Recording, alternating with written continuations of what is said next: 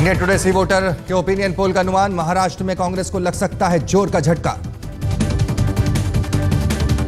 महाराष्ट्र में बीजेपी शिवसेना गठबंधन को भारी बढ़त का अनुमान, लोकसभा चुनाव में बीजेपी को मिल सकती हैं 14 सीटें।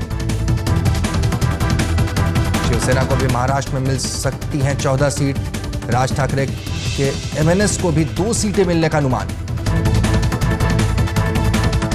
कांग्रेस के सहयोगी एनसीपी को भी लगेगा झटका, शरद पवार को मिल सकती है 5 सीटें। आरपीआई के खाते में आ सकती हैं 2 सीटें।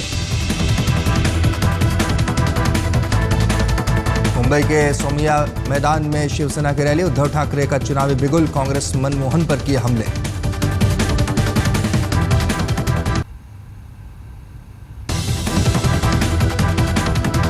बाल ठाकरे के जन्मदिन के मौके पर रैली का आयोजन, शिव सैनिकों ने एक दूसरे को बांधे धागे। मुंबई में रिलायंस के दफ्तर के बाहर अनशन पर बैठे संजय निरुपम, बिजली सस्ती करने की मांग। सप्लाई करने वाली रिलायंस। संजय निरुपम ने आमरण अनशन का किया है ऐलान, रिलायंस दफ्तर के पास बढ़ाई गई सुरक्षा। एस्थर अनुया को इंसाफ दिलाने के लिए मुंबई में आज फिर लोगों ने निकाला मोर्चा, परिवार ने कहा पुलिस ने किया निराश। हफ्ते भर पहले मिली थी सॉफ्टवेयर इंजीनियर अनुया की लाश, पुलिस अब तक नहीं लगा पाई हत्यारों का सुराग।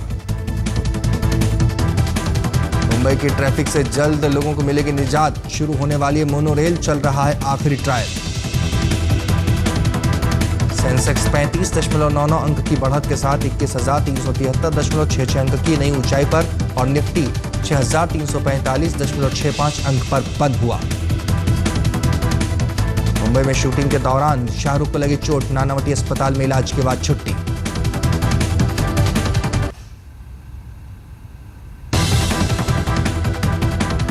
मान्यता के लिए दुआ मांगने डोगरी की दरगाह पहुंचे संजय दत्त, फेफड़ों में इंफेक्शन से पीड़ित है संजू की पत्नी।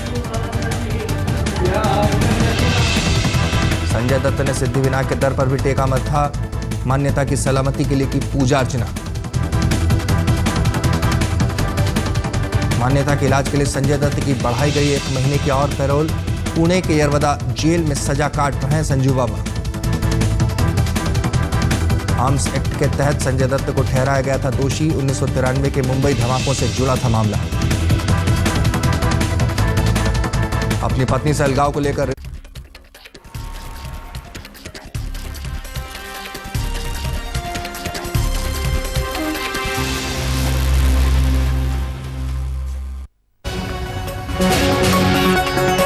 नमस्कार, मैं हूं भुवनेश सेंगर और मुंबई मेट्रो में सबसे पहले बात, महाराष्ट्र में अगर चुनाव होते हैं तो मिजाज क्या है, एक नजर हम आपको करते हैं कि अगर सर्वे जो कहता है, इंडिया टुडे और सी वोटर का सर्वे जो कहता है, वो कांग्रेस और एनसीपी के लिए तो बिल्कुल ठीक नहीं है।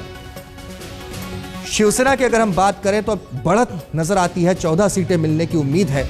एनसीपी 8 से 5 पर सिमट सकती है। एमएनएस का खाता खुल सकता है 2 सीटों पर, वहीं 1 सीट पर आम आदमी पार्टी अपनी मौजूदगी दर्ज करा सकती है मुंबई में। तो अगर कुल मिलाकर तमाम सीटों की बात करें तो बीजेपी सबसे ज्यादा बढ़त में और शिवसेना भी पहले की तुलना में अच्छी खासी बढ़त में, यानी बीजेपी शिवसेना गठबंधन का जो आंकड़ा है वो महाराष्ट्र में बहुत पुख्ता मौजूदगी दर्ज करा सकता है। इसे मोदी का मैजिक भी कहा जा सकता है जो सर्वे में नजर आ रहा है। अब इसकी काट के लिए कांग्रेस क्या कर रही है? कांग्रेस नेता संजय निरुपम आम आदमी पार्टी की राह पर चलते हुए मुंबई में रिलायंस के खिलाफ अनशन पर बैठ गए हैं। निरुपम ने मांग की है कि जब तक मुंबई में बिजली के दाम रिलायंस कम नहीं करेगी तब तक वो अपनी भूख हड़ताल जारी रखेंगे।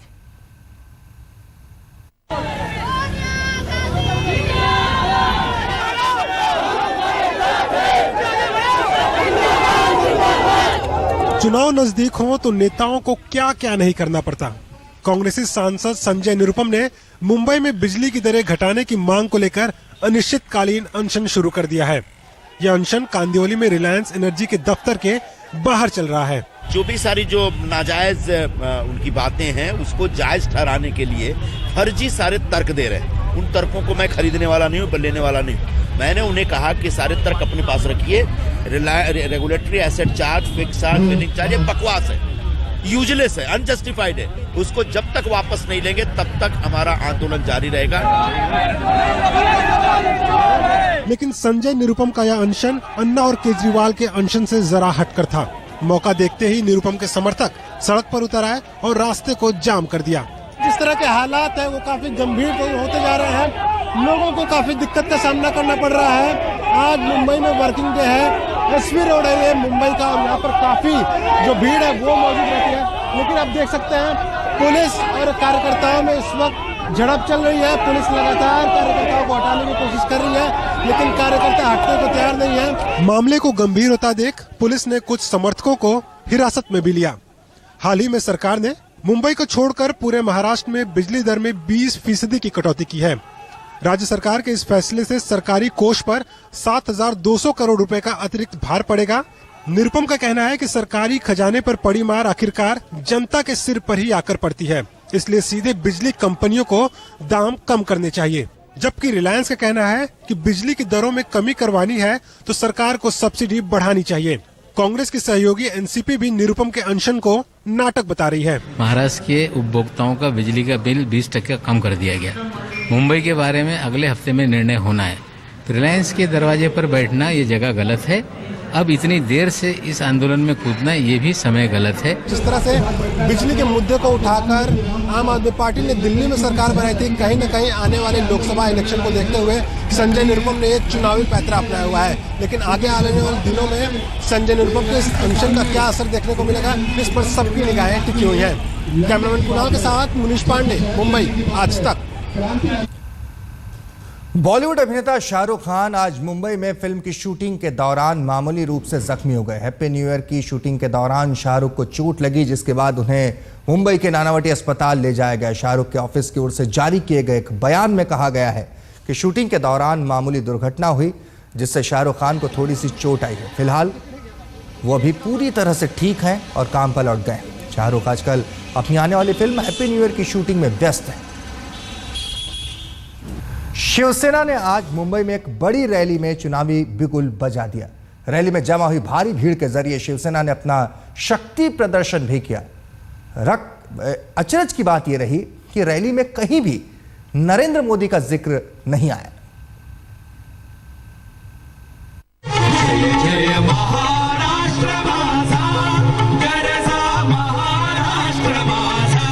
बाला साहेब ठाकरे के जन्मदिन के मौके पर आयोजित शिवसेना की रैली में भारी भीड़ जुटी।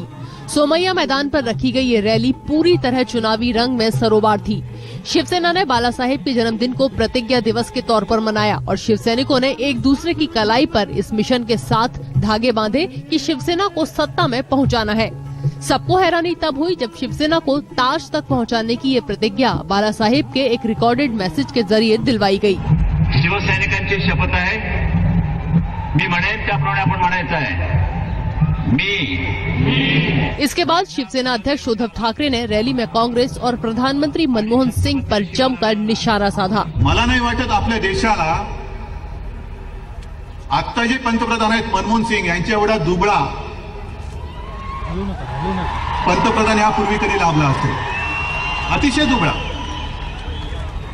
कुठेच किंमत नाही, परदेशात तर नाहीच, देशात नाही, पक्षात नाही, सरकारमध्ये नाही। उद्धव का भाषण करीब 40 मिनट तक चला। जिस तरह से शिवसेना ने इस रैली से अपने चुनावी अभियान का बिगुल बजाया था, उम्मीद की जा रही थी कि वो नरेंद्र मोदी पर कुछ न कुछ जरूर बोलेंगे, पर पूरे भाषण में उद्धव ने कहीं भी बीजेपी और नरेंद्र मोदी का नाम नहीं लिया। बाला साहब ठाकरे के जन्म दिवस पर शिव से चुनावी हुंकार भरा। अपने 40 मिनट के भाषण में उद्धव ठाकरे ने भले ही भ्रष्टाचार और हिंदुत्व जैसे मुद्दे को छुआ हो, लेकिन उनके भाषण में नरेंद्र मोदी का कहीं भी जिक्र नहीं था। कैमरामैन सचिन सावंत के साथ कमलेश सुतार, मुंबई, आज तक। मुंबई करों का लंबा इंतजार जल्द ही खत्म होने जा रहा है। मुंबई में पहली मोनो रेल कुछ ही दिनों में शुरू होने वाली है।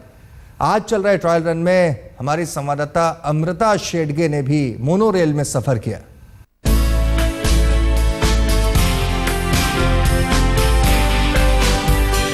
जल्द ही मुंबई कर मोनोरेल का सुहाना सफर कर पाएंगे। आजकल मोनोरेल का आखिरी ट्रायल रन लिया जा रहा है। चेंबूर से वडाला तक मोनोरेल का पहला फेज शुरू होने वाला है। उसके बाद वडाला से जैकब सर्किल तक दूसरा फेज शुरू होगा। मोनोरेल की कंसेप्ट फर्स्ट टाइम इंडिया में MMRD ने इंट्रोड्यूस किया है।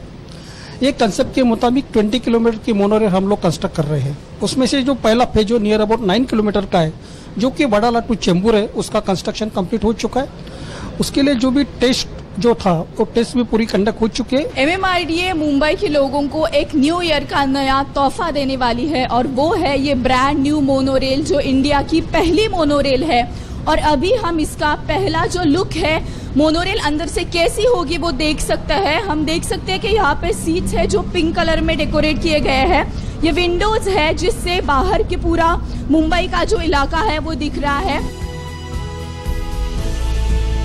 महाराष्ट्र के नगर विकास मंत्री उदय सामंत ने भी मोनोरेल से सफर किया। मेरे ख्याल से 15 दिन के अंदर ये काम शुरू हो जाएगा, ये ट्रेन शुरू हो जाएगी। हरे, गुलाबी और नीले रंग वाली मोनोरेल के पहले और दूसरे फेज में कुल मिलाकर 17 स्टेशन तैयार हो रहे हैं। चेंबूर से वडाला तक 7 स्टेशन है और वडाला से जैकब सर्किल तक 10। पहले फेज में चेंबूर से वडाला के लिए ट्रेन सुबह 7 बजे से चलना शुरू होगी। हर 7 से 15 मिनट के बाद ट्रेन आएगी। कुछ दिनों में हर 4 मिनट के बाद ट्रेन आने लगेगी। मोनोरेल का टिकट 5 से 20 रुपए के बीच रखा गया है। मुंबई के ट्रैफिक से परेशान लोगों के लिए मोनोरेल किसी तोहफे से कम नहीं है। MMRDA पूरी तरह से प्लान कर चुके हैं कि वो नए साल का एक तोहफा मुंबई के लोगों को जरूर देंगे। कैमरामैन किरण के साथ अमृता शेडगे, मुंबई आज तक।